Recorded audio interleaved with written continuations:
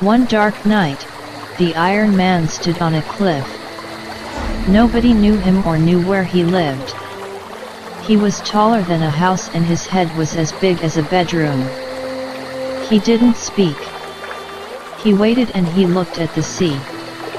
Then suddenly, he walked off the cliff and fell down to the beach. He broke on the stones. The next morning, two birds flew to the beach. One bird found the Iron Man's eye and the second bird found his hand. Then the hand moved slowly.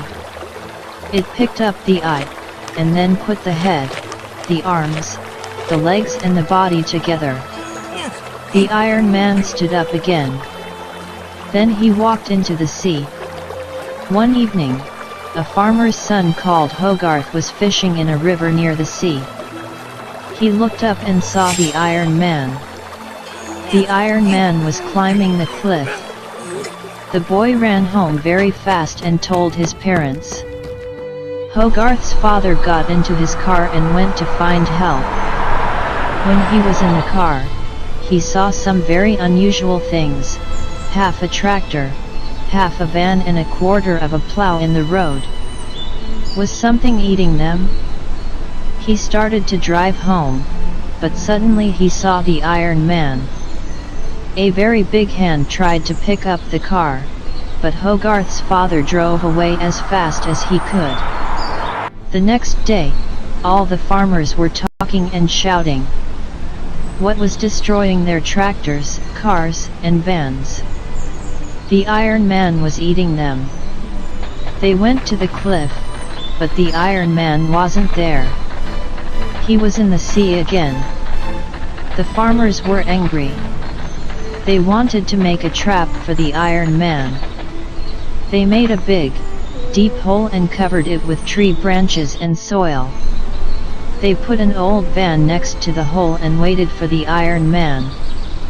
They waited for many days, but the Iron Man didn't come.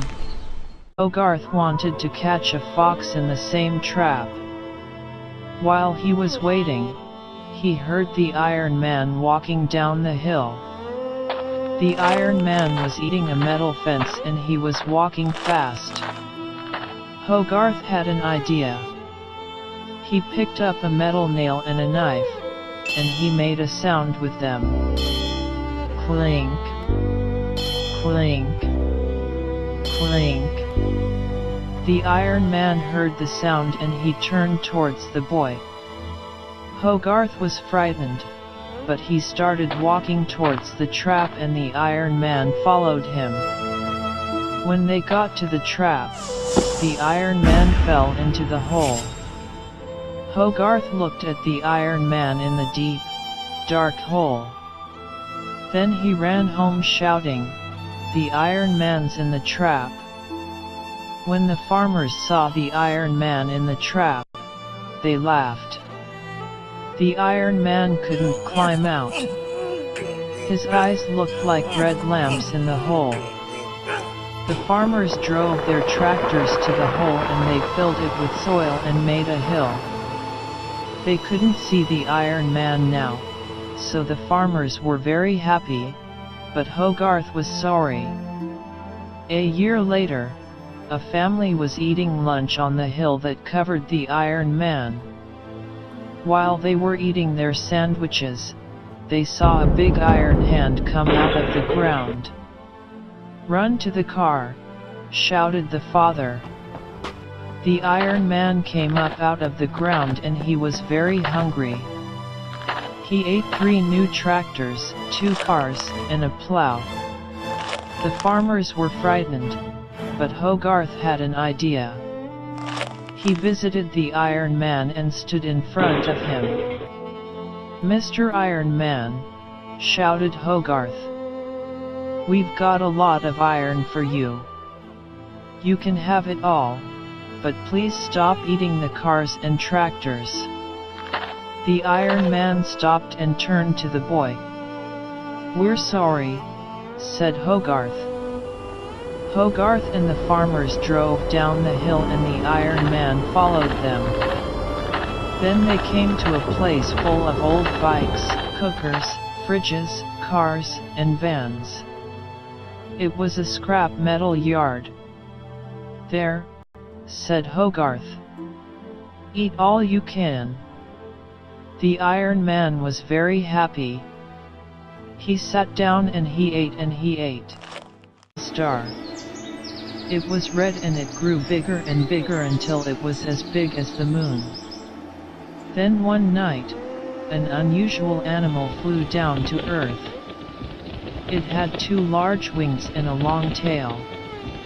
It was a huge dragon and it flew as fast as a space rocket. It landed on Australia. It covered the country from the desert to the sea. Nobody knew what to do. They all waited. The next day, the dragon asked for food. It was hungry and it wanted to eat people, forests, and animals. The people were very frightened and they wanted to destroy the dragon. They tried many times, but they couldn't hurt the dragon. It was too big. Hogarth heard about the dragon and he was sure that the Iron Man could help. Hogarth asked the Iron Man, "Please, can you think of a way to help us destroy the dragon?" The Iron Man sat down and he thought. Then he had an idea. The Iron Man went to Australia and found the dragon. "This is a test," he said to the dragon. "Who is the strongest?" The dragon laughed because the Iron Man was as big as a tree, but the dragon was as big as Australia.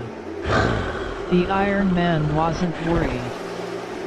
He sat on the ground and made a huge fire around him. The fire grew hotter and hotter. When the Iron Man was as hot as the sun, he stood up. He said to the dragon, "Fly to the sun and sit in its fire." The dragon flew to the sun and sat there. The people watched. When he came back to Earth, the Iron Man sat in his fire again and told the dragon, "Fly back to the Sunday." The dragon did this, but it was very hard. When the Iron Man asked him a third time, the dragon said, "No, I can't. It's too much." "Then I've won," shouted the Iron Man.